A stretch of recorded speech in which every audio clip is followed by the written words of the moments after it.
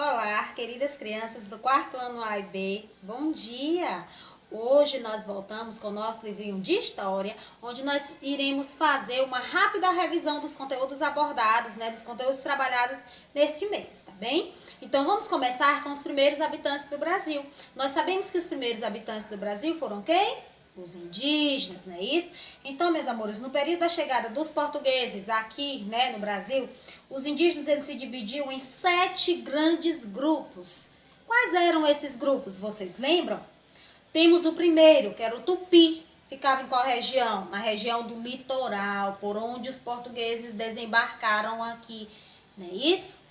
Depois nós temos o Aruaque, na região da Amazônia, na região norte. Depois temos G ou Tapuias, na região do Planalto Central, certo? Lembram? Caraíbas também, outro grupo ficava na Amazônia. Depois nós temos quem? Pano, Tucano e Charrua, certo? Então eram esses os 7 principais grupos, de povos indígenas que habitavam aqui no início, assim que o Brasil estava sendo descoberto pelos portugueses. Então, esses grupos, eles são classificados em 4 grandes troncos linguísticos principais. Claro, existiam muitos outros linguísticos, da fala, mas os 4 principais são Tupi, Macro-G, Caribe e Aruaque. Os 4 principais grupos linguísticos que haviam, Claro, existiam muitos outros, mas os 4 principais eram esses, certo?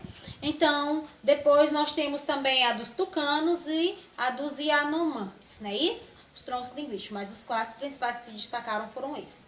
Depois nós temos também, vamos falar um pouco, tribo, Nós sabemos que tribo é um grupo de famílias que fazem sua aldeia em uma mesma área, eles falam a mesma língua e têm os mesmos costumes. E o sentimento, claro, sentimento de união entre si, porque nós sabemos que lá tudo que eles adquirem na natureza, eles trazem para a aldeia, trazem para a tribo, e lá é dividido para todos, é isso? Então os indígenas, como nós sabemos, eles vivem na floresta, nos campos, no litoral, é isso? Em geral, essas aldeias, eles fazem elas próximas a rios, lembram? Quando a gente viu lá no nosso conteúdinho. Por quê? Porque nós sabemos que a água, ela é um recurso que é indispensável na nossa vida. Nós precisamos para todas as atividades que nós iremos realizar no nosso dia a dia. Principalmente precisamos para beber, para tomar banho, não é isso? Todos os afazeres de casa, A água, a gente não consegue sobreviver sem a água. Então, eles faziam as suas casas, as suas aldeias, as suas tribos, elas eram construídas, as suas ocas sempre próximas a rios. Não esqueçam esse detalhe, tá bom? Depois também nós estudamos sobre o deslocamento dos indígenas. Como era que eles iam de um lugar para o outro? Eles iam por meio de caminhadas, nas matas, nas florestas ou pelas canoas, navegando, nas águas dos rios. É isso? Outra coisa que nós vimos dos indígenas, vamos lá, vamos lembrando. A tia vai colocando os principais pontos, tá bem? Então, nós temos também que entre os indígenas há uma divisão de trabalho por sexo. O sexo, quando a gente fala, masculino e feminino, não é isso? As mulheres, elas eram responsáveis pelas atividades mais simples, Quando a gente diz menos pesadas. E os homens pelos afazeres mais pesados, Onde os trabalhos que os homens realizavam, eles precisavam de uma força maior, ok? Então, as mulheres. Quais eram os trabalhos das mulheres? Vamos ver aqui quantia direitinho. Vamos ver se a gente lembra. Elas eram responsáveis pela atividade agrícola, desde o plantio. Elas plantavam e elas também colhiam. Isso aqui era de responsabilidade das mulheres. Também a produção da farinha. Eram elas que produziam a farinha. Elas que preparavam a comida em casa para todo mundo. Elas que cuidavam das crianças, cuidavam da casa, confeccionavam redes e cesto, tá bem? Então, esse aqui, vocês lembram, eram os trabalhos realizados pelas mulheres indígenas. E pelos homens, como a tia disse, os trabalhos realizados que precisavam de uma força maior. Era derrubada de árvores e preparação da terra para o plantio, que era um trabalho mais mais pesado, podemos dizer. Eram responsáveis pela caça, pela pesca, confecção de arcos, de flechas, de lanças, que eram os instrumentos que eles utilizavam para caçar os animais, para pescar. Então eles que faziam. Construção das ocas, né, que são as moradias deles, eram os homens quem faziam a parte mais difícil de armação, né, da madeira, para poder depois colocar palha. Proteção da tribo. Eles que eram responsáveis para fazer toda a proteção da tribo. Então, entenderam aí? Lembraram? Então, muitos foram os hábitos, né, os costumes que nós herdamos da cultura indígena, né? Serviu, inclusive, foram um dos formadores, nós sabemos, a base do povo brasileiro, né? Um dos grupos foram os indígenas, depois os portugueses, né? Os africanos, né? Depois nós temos, então, com o avanço dessa colonização, quanto mais os portugueses chegavam aqui nas nossas terras, né, mais os indígenas iam desaparecendo. Que triste, né? Por que vocês lembram? Por que, gente, que eles iam desaparecendo? Muitos morreram, como nós sabemos, em consequência da escravidão. Eles eram escravizados, das guerras empreendidas pelos colonos, nós sabemos, e também pelas doenças que os colonos traziam, né, os portugueses traziam e transmitiam para os indígenas. Quais eram as doenças, vocês lembram? Coqueluche, até a malária, né, sarampo, gripe, né, eram doenças até simples, mas que eles desconheciam a forma de cura. Então, por isso eles também morriam muito, né, os indígenas. Infelizmente, grande maioria, né, quase todas as tribos, né, foram desaparecendo, né, por quê? Por causa da morte. Isso, então, apesar disso, apesar dessa escravização que os portugueses faziam, apesar desses maus tratos, né, os reflexos indígenas na cultura brasileira estão presentes nos nossos hábitos, nos nossos costumes e idiomas, né? Nós sabemos que deles nós herdamos, gente, aprendemos muito e herdamos alimentos básicos da culinária. Herdamos o hábito de dormir em rede, alguns costumes, de tomar banho, por exemplo, todos os dias. Herdamos técnicas de plantio, né? Como nós sabemos, a técnica de plantio que eles tinham é a técnica de coivara, né? Isso, onde ele derrubava a mata, depois ele queimava e depois ele plantava e colhia o alimento. Instrumentos musicais, os instrumentos musicais dos indígenas, nós sabemos que nós herdamos flauta, chocalho, maracá, instrumentos de sopro. Os instrumentos deles eram os instrumentos que eles mesmos confeccionavam. Na alimentação nós temos mandioca, farinha, milho, batata doce, inúmeros abacaxi, alimentos que hoje nós conhecemos graças à cultura indígena, hábitos que nós herdamos deles, né? Foi isso? Então, os portugueses, gente, maltrataram muito, né, no início esses indígenas. Obrigavam eles a seguirem a cultura deles, fazendo com que aos poucos os indígenas fossem perdendo a sua identidade, perdendo o seu modo de viver para viver da forma que os portugueses queriam. Então os indígenas, eles foram explorados, foram enganados, escravizados, né, pelos portugueses. Eles eram tratados assim como selvagens, podemos dizer, até o nosso livro coloca, né? Eles precisavam ser domesticados. Eles colocavam dessa forma por quê? Porque eles queriam que os indígenas perdessem a sua identidade, o seu modo de viver, para viver da forma que eles viviam. Eles quem? Os portugueses. É isso? Então, depois foi criado um órgão chamado FUNAI. Fundação significa Fundação Nacional do Índio, onde iríamos ter agora os direitos dos índios preservados, né, conservados por lei, tá bem? Depois, meus amores, nós tivemos o outro conteúdo, a riqueza vem do Oriente. Lembram?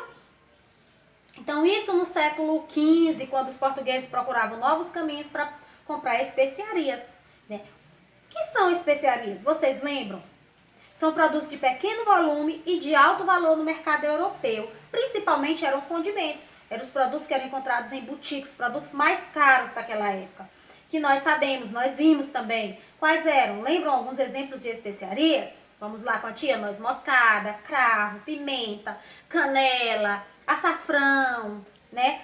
Esses eram os exemplos de especiarias, eram os produtos mais caros naquela época. E onde esses produtos eram encontrados? Lembram? Esses produtos, essas especiarias, elas eram encontradas nas Índias, tá bem? E quando elas eram encontradas nas Índias. E Portugal, ele tinha um comércio direto, né? Nessa época, eles conseguiam pegar essas especiarias, né? Então, quando Portugal foi impedido, né, de fazer esse comércio direto e também foi impedido de colocar os seus navios no mar Mediterrâneo, é isso em 1453, quando os turcos otomanos tomaram conta, né, da cidade de Constantinopla. Então, eles impediram, eles proibiram a entrada desses navios pelo mar para irem até as Índias e também proibiram, né, o comércio diretamente de Portugal com as cidades principais, cidades italianas, Genova e Veneza. Genova e Veneza, isso. As duas cidades italianas que faziam esse comércio dessas especiarias diretamente com Portugal. Então foram proibidos. Portugal foi proibido.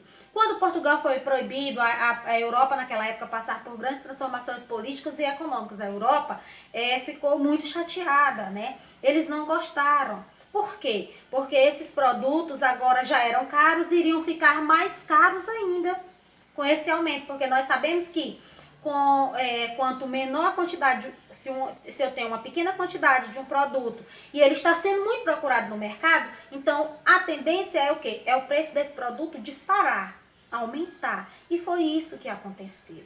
Isso que aconteceu. Então, gente, isso fez com que Portugal iniciasse as grandes viagens marítimas, né? Com quem? Com Pedro Álvares Cabral.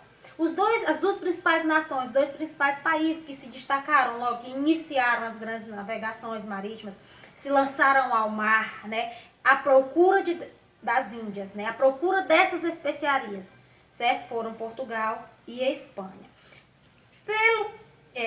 Pela Espanha foi o principal, né, foi Cristóvão Colombo. Então, nessa época, foram criados um centro de estudo náutico, conhecido como Escola de Sagres, que lá nessa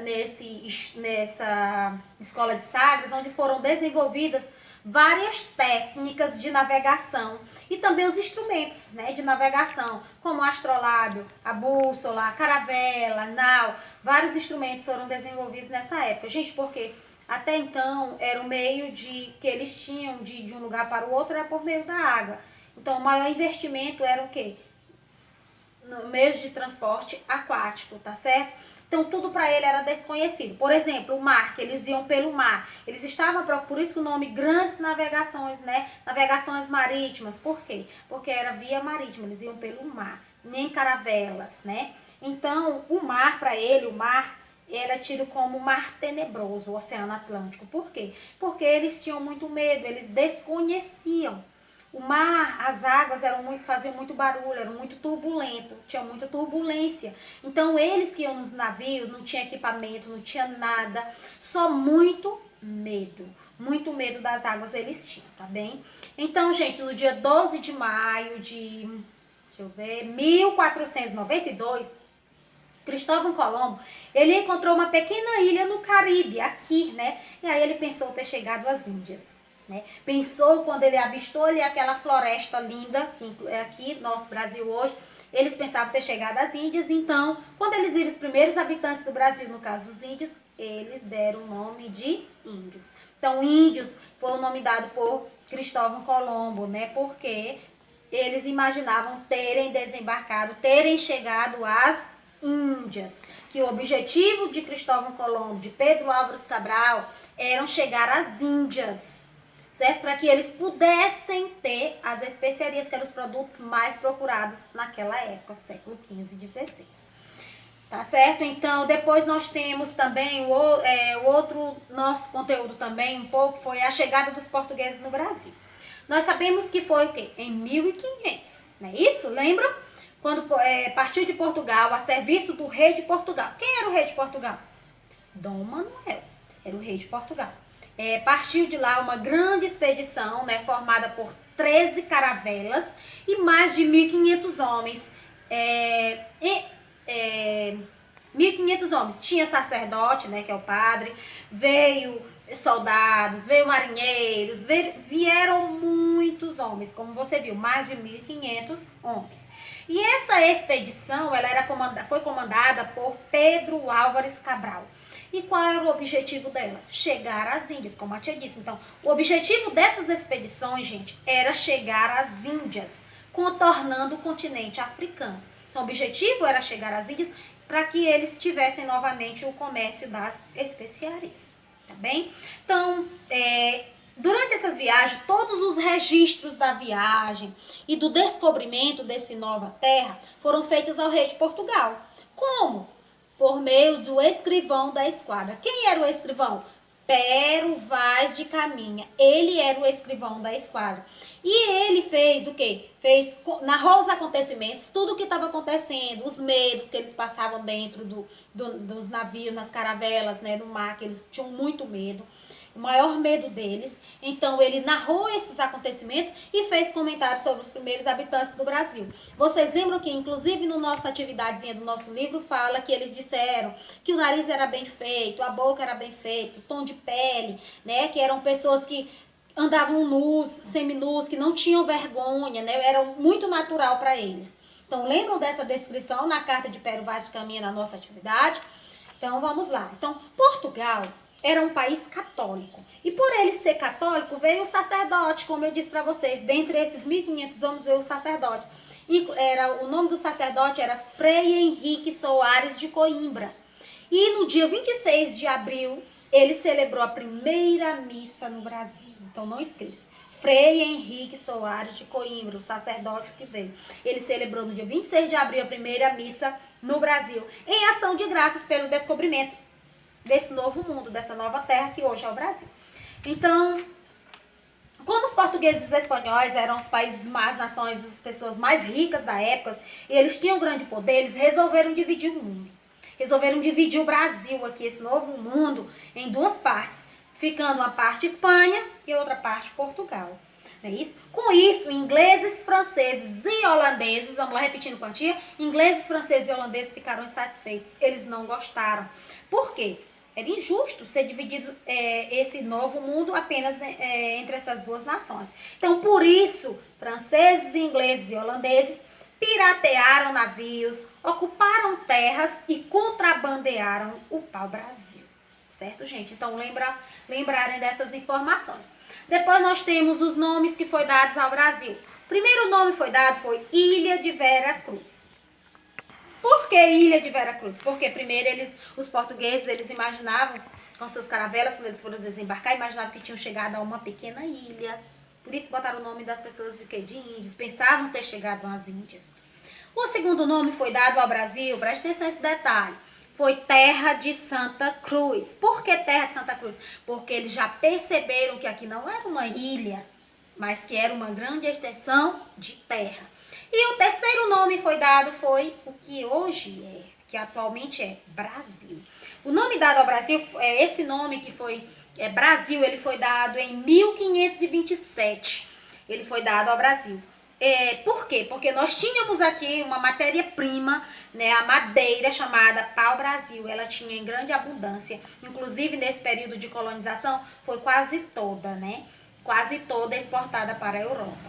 Foi de grande valor no mercado europeu o pau-brasil. Então, esse foi o terceiro nome dado às nossas terras. Primeiro, Ilha de Vera Cruz. Segundo, Terra de Santa Cruz. E o terceiro, Brasil, em homenagem à matéria-prima, né, de grande valor no mercado europeu, Brasil, que era a pau-brasil. Então, o nome Brasil veio dessa madeira, pau-brasil. Então, meus amores, aqui nós finalizamos a nossa revisão dos conteúdos abordados no nosso livrinho de História.